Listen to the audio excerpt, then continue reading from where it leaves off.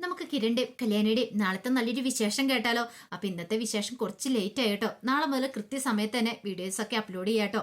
അങ്ങനെ നാളത്തെ വിശേഷത്തില് സ്റ്റെഫി ഒരു കാര്യം തീരുമാനിച്ചു. മാർട്ടിൻ വന്ന് പറഞ്ഞനുസരിച്ച് ഒരുപക്ഷെ ഗംഗയ്ക്ക് ഒന്നും സംഭവിച്ചിട്ടുണ്ടായിരിക്കില്ല.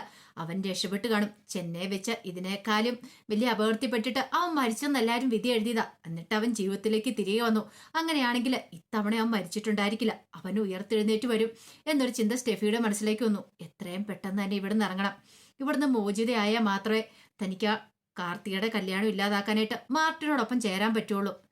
മിക്കവാറും ഗംഗയെ ആ സമയത്ത് അങ്ങോട്ടേക്ക് വരും എന്നൊരു ചിന്തയൊക്കെ സ്റ്റെഫിയുടെ മനസ്സിലുണ്ട്. അവളുടെ വിശ്വാസം ശരി തന്നെയായിരുന്നു. കാരണം ഗംഗ പതുക്കെ ജീവിതത്തിലേക്ക് മടങ്ങി വരുവാണ്. അതുപോലെ വലിയ പച്ചിലമരുന്നുകളും കാര്യങ്ങളൊക്കെ ആണല്ലോ അവനെ കിട്ടിക്കൊണ്ടിരുന്നത്.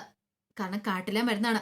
കാട്ടിലെ മൂപ്പന് അതിൻ്റെതായ വൈദ്യവും കാര്യങ്ങളൊക്കെ നന്നായിട്ട് അറിയായിരുന്നു. അത് ഇംഗ്ലീഷ് മരുന്നിനേക്കാളും പെട്ടെന്ന് മുറിവുകളൊക്കെ ഭേദമാകുന്ന പച്ചില മരുന്നൊക്കെ ആയിരുന്നു അവന് കൊടുത്തോണ്ടിരുന്നത്. കുടിക്കാനാണെങ്കിലും അതുപോലെ ശരീരത്തെ പുരട്ടാനാണെങ്കിലും അവനെ ശുശ്രൂഷിച്ചുകൊണ്ടിരുന്നോ. അവിടെയുള്ള കാട്ടിലെ മൂപ്പന്റെ മകളുമാണ്. അവൾക്ക് ഗംഗാപ്രസാദിനോട് ഇഷ്ടമൊക്കെ ഉണ്ടായിരുന്നു. കാരണം ഗംഗാപ്രസാദിനെ കാണാനും നല്ല ഭംഗിയാണ്. പിന്നെ അവള് വിചാരിച്ചുകൊണ്ടിരുന്ന ഗംഗാപ്രസാദിന് മിണ്ടാൻ സാധിക്കില്ല. അങ്ങനെ എന്തോ അബദ്ധപ്പെട്ട് കാട്ടി വന്ന് വീണാണ്. അവന്റെ ശരിക്കുള്ള ക്രൂരമായ മുഖം അവൾക്ക് അറിയില്ലല്ലോ. അപ്പൊ അവള് വിചാരിച്ചുകൊണ്ടിരിക്കുന്ന പാവം കാണുമ്പോൾ ഒരു പാവത്താനെ പോലെ തോന്നുന്നെങ്കിലും അവന്റെ ക്രൂരതയൊന്നും അവൾക്കോ അല്ലെങ്കിൽ ഈ പറയുന്ന മൂപ്പന അവർക്കാർക്കോ അറിയത്തുണ്ടായിരുന്നില്ല. പക്ഷെങ്കില് കൂടുതലായിട്ട് അവൾ അവനെ ശുശ്രൂഷിക്കുന്ന വേലുവിനെ ഇഷ്ടപ്പെടുന്നുണ്ടായിരുന്നില്ല.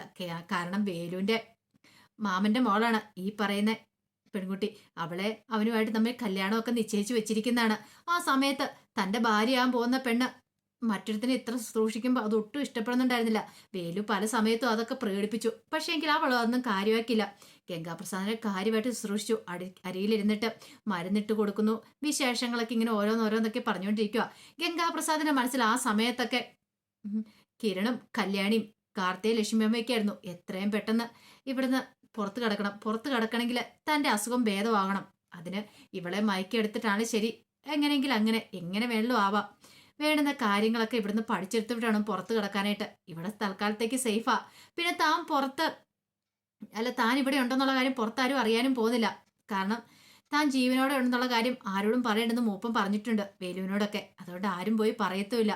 പിന്നെ താൻ സേഫാണ്. അതുകൊണ്ട് ഗംഗാപ്രസാദിന് ഒരു പ്രശ്നമില്ലായിരുന്നു. സമയത്തിന് മരുന്ന് അതുപോലെ തന്നെ ആഹാരം, സമയത്തിന് മരുന്നും ആഹാരം എല്ലാം കിട്ടുന്നുണ്ടായിരുന്നു. ഇതേ സമയത്ത് കാർത്തികയെ ലക്ഷ്മിയമ്മയും കാണാനായിട്ട് പ്രകാശം ചെല്ലുന്നുണ്ട്.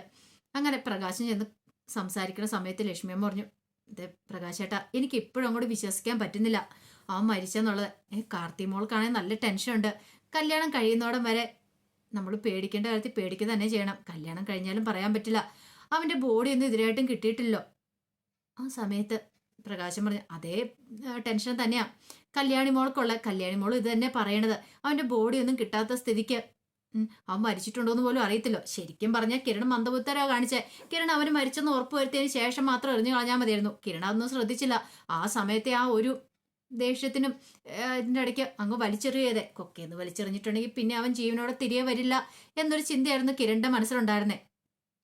പക്ഷെ അവന്റെ നിഗമനം മുഴുവൻ തെറ്റായിരുന്നു. ഗംഗാപ്രസാദിന് ഇനിയും ആയുസ് ഉണ്ടായിരുന്നു.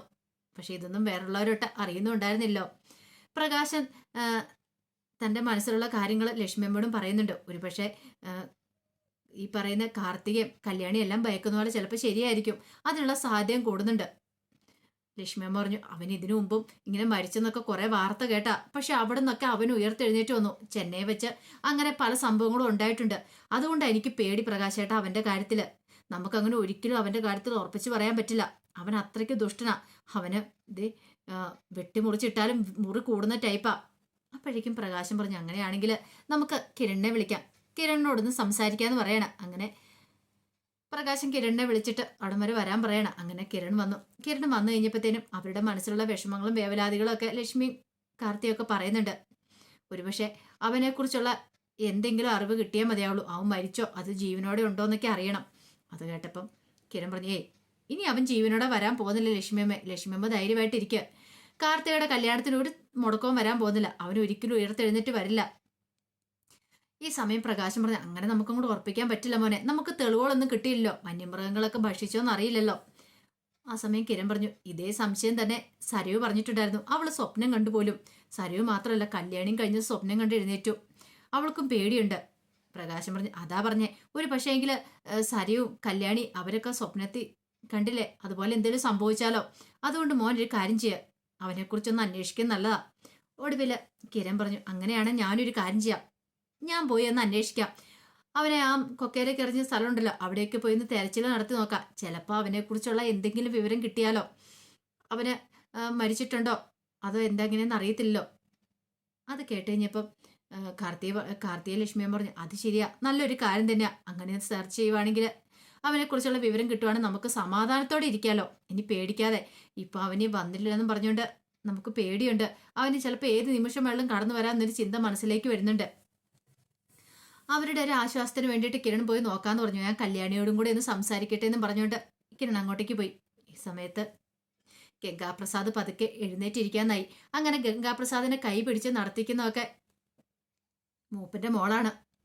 കാട്ടിക്കൂടെയൊക്കെ അവനെ കൈ പിടിച്ചോണ്ട് അവള് പോകുന്നുണ്ട്. കാരണം ഇച്ചിരി പിച്ച വെച്ച് നടക്കാൻ തുടങ്ങി.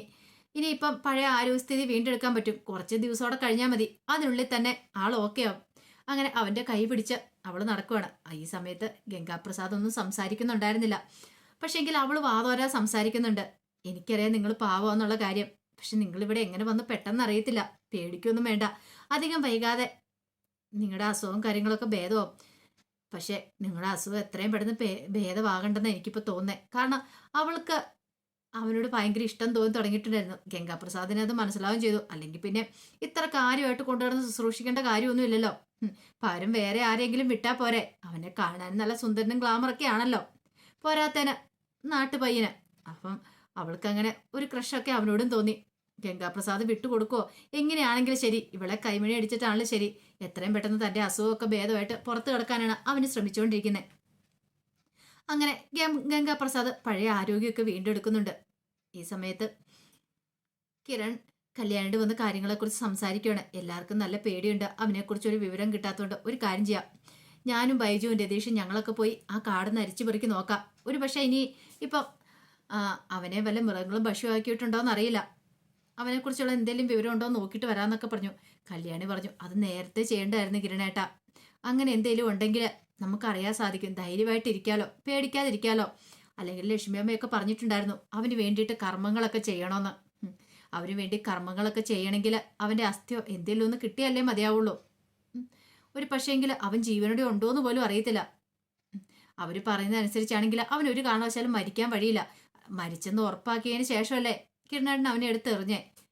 മരിച്ചെന്ന് എനിക്ക് തോന്നേ, അവന് മരിക്കാറായായിരുന്നു. ഇനിയിപ്പോൾ അവൻ ജീവിതത്തിലേക്ക് മടങ്ങി വരില്ലെന്നറിയാം. ആ കൊടുങ്കാട്ടിനുള്ളിലല്ലേ. അതൊന്നും പറഞ്ഞിട്ട് കാര്യമില്ല കിരണേട്ടാന്നൊക്കെ പറയണം.